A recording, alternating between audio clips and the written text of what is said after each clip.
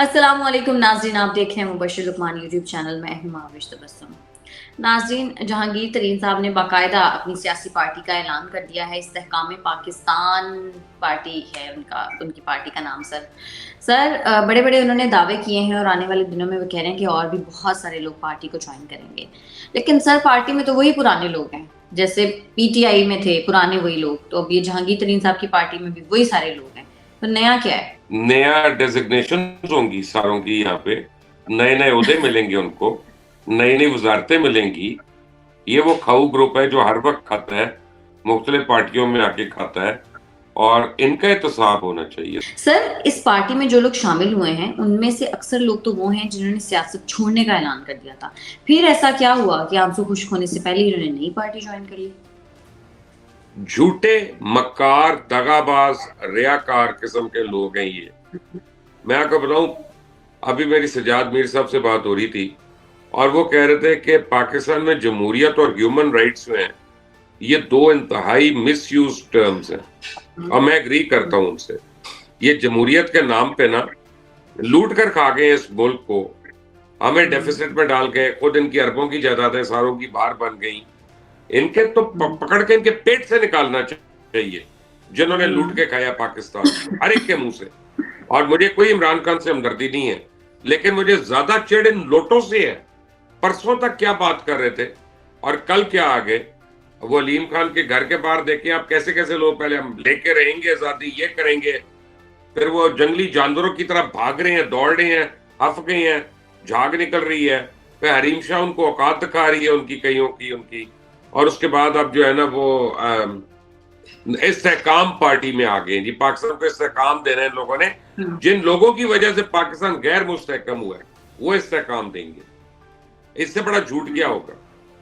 सही बात है। और सर, तहरीक इंसाफ के लिए जहांगीर तरीन साहब और अलीम खान साहब ने क्या किया सबको पता है। आपको लगता है ये लोग खान साहब का वोट बैंक तोड़ पाएंगे? कोई वोट बैंक तो तोड़ लेंगे, क्योंकि इलेक्टेबल्स हैं, वो अपने अपने हल्कों से इलेक्ट हो ही जाएंगे। इनको डब्बे भी चोरी करने आते हैं, वोट भी चोरी करने आते हैं, इनको तो ये काम आते ही हैं सारे। लेकिन जो पिछले 4 साल में इन्होंने लूट मार की है, उसका कौन जिम्मेदार है? हर बंदे के पेटे में कई कई $100 मिलियन है। जरा उसका तो हिसाब लें, इनके पेट काटे, इनकी अंतड़ियां निकालें, उसमें से खाया हुआ माल निकालें। सर, अता तारड़ साहब कहते हैं कि जो तरीन पार्टी है इससे सीट एडजस्टमेंट हो सकती है। तो सर, इस ग्रुप ने तो एंटी नवाज जो वोट है उसको तकसीम करना था, तो फिर ये कैसा इत्तेहाद होगा? और भाई खुदा के लिए, इसलिए तो अपना वो बीमारी के बहाने जहांगीर तरीन साहब इंग्लैंड आ रहे हैं 1 हफ्ते के लिए।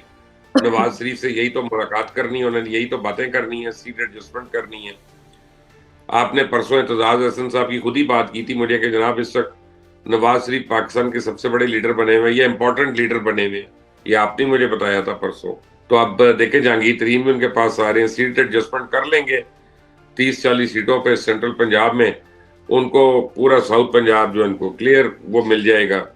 इसी तरह ये 30-40-50 सीटें निकाल लेंगे अपनी, अल्लाह अल्लाह खैर सल्लाह, और किसी हुकूमती टोले का हिस्सा बन जाएंगे, वजारतें पकड़ लेंगे, प्रेशर ग्रुप बनाएंगे, फिर वही लूटो फूटो फूटो, सर, लेकिन अब वही पीटीआई का दोबारा कहानी। सर, पीटीआई का मुस्तकबिल क्या है? पीटीआई का मुस्तकबिल क्या है? पीटीआई का मुस्तकबिल तो है ही नहीं, माजी है। पीटीआई हाल में बेहाल है और माजी है, और कोई मुस्तकबिल मुझे उसका नजर नहीं आ रहा। लेकिन सर, तो क्या खान साहब नाअहल हो जाएंगे अगले इलेक्शन से पहले? नाअहल भी होंगे, अरेस्ट भी होंगे, और लॉन्ग टर्म अरेस्ट होंगे, कम से कम 10-15 साल के लिए। सर, अभी तक तो वजीर कानून के मुताबिक खान साहब का नाम फौज को मिलिट्री कोर्ट के लिए नहीं दिया गया था। आपको लगता है आने वाले दिनों में खान साहब का नाम इस लिस्ट में शामिल हो सकता है? क्योंकि उनको ट्राई मिलिट्री कोर्ट के तहत किया जाएगा। देखिए, पूरा एविडेंस आ चुका है। इमरान खान ने सारी प्लानिंग की, इमरान खान ने सारे फोन्स किए, इमरान खान ने लोगों को डायरेक्ट किया, इमरान खान की ईमा पे जुलूस निकले, इमरान खान की ईमा पे जलसे हुए, इमरान खान की हिदायत पे आगे लगाई गई, मॉन्यूमेंट्स को तोड़ा गया। इमरान खान कलीदी मुजरिम है इस मुल्क का, इस कौम का, और उसको आर्मी एक्ट के तहत ही ट्राई होना चाहिए, कोई और एक्ट नहीं रहेगी। सर, जो हुकूमत है वो एक नई एमनेस्टी स्कीम लाना चाह रही है और इस स्कीम के तहत आइन में तरमीम करनी पड़ेगी और तकरीबन $1 लाख जो डॉलर है वो काला धन पाकिस्तान लाया जा सकेगा $1 लाख तक। सर, हुकूमत इस चीज़ में पीटीआई को तनकीद करती थी, अब वही काम खुद करने जा रही है। हाँ, तो अब अपने पैसे ले आएंगे वापस, जिनके पैसे बाहर पड़े हुए हैं उनमें से कुछ पैसे ले आएंगे, और वो डॉलर इतना महंगा है उसके खिलाफ वो प्रॉफिट कमा लेंगे, यहाँ पे दोबारा से इन्वेस्टमेंटें शुरू हो जाएंगी उनकी अपनी। देखें, ये सारे एक दूसरे को बुरा कहते हैं, लेकिन इस मुल्क के लिए नहीं सोचते। अभी तक इसको लूट कर खाया जा रहा है, इसकी बोटियां नोची जा रही हैं, कोई प्लानिंग नहीं है, कोई कुछ नहीं है। और सच्ची बात है कि जो हाकिम है, जो हुक्मरान है, वो बस उसकी लाठी उसकी भैंस, सब कुछ उन्हीं का है, और पिस रही है अवाम, पिस रही है, उनको परवाह ही नहीं है, कोई परवाह नहीं है। क्योंकि इस अवाम के साथ भी यही होना चाहिए। ये इन्हीं को अपने बच्चों की शादियों पे बुलाते हैं, इन्हीं को खड़े होके मिलते हैं, इन्हीं को इज्जतें देते हैं, वो इन्हीं को आके दोबारा लूट लेते हैं और इन्हीं को कहानियां सुना देते हैं। सर, बजट इजलास ज़ाहिर होने जा रहा है और इसहाक डार साहब बजट पेश करेंगे।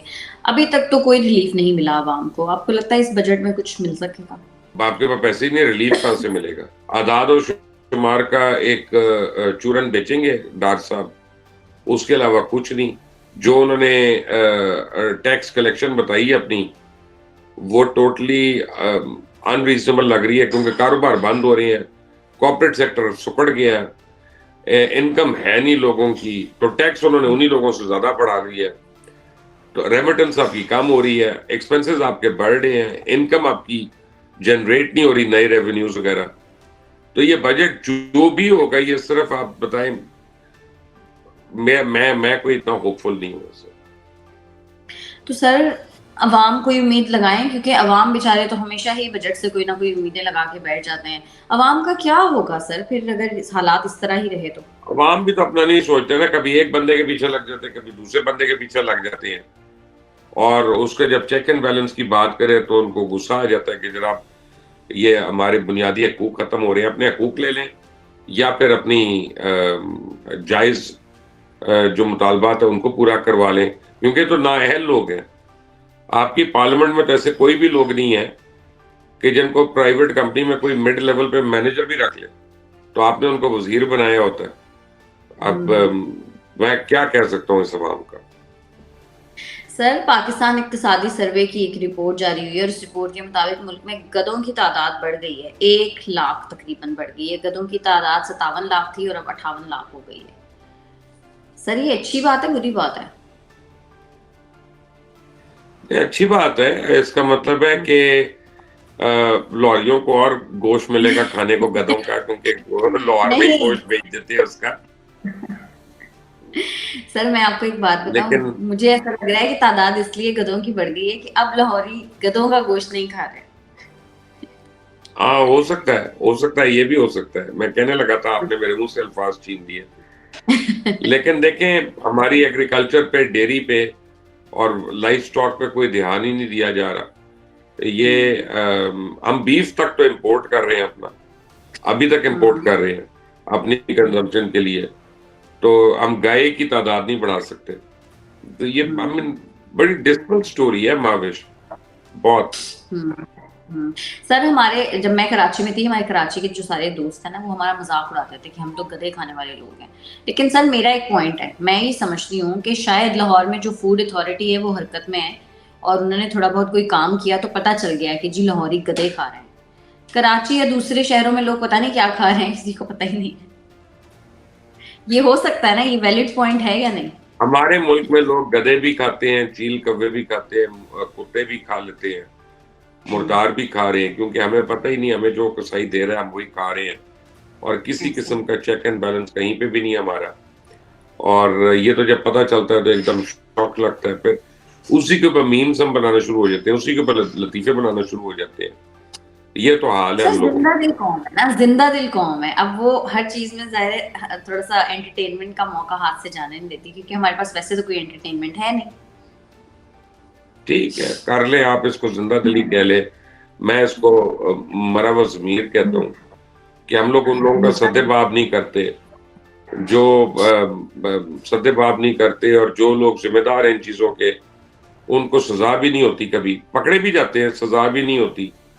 तो ये कोई जिंदा कौम की तो निशानी नहीं है। जिंदा दिल होगी, जिंदा कौम तो नहीं है ये। लेकिन चले लाहौरियों को मुबारक हो कि उन्होंने इस साल गधे कम खाए हैं। ठीक है गधे कम मुबशिर कराओ। साहब, बहुत नाज़रीन, आज के प्रोग्राम से इतना ही। अगर आपको वीडियो पसंद आती है तो चैनल को करके लाइक, सब्सक्राइब और शेयर, और अपनी कीमती राय से हमें जरूर आगाह कीजिएगा। हमें इजाजत दें, अल्लाह के।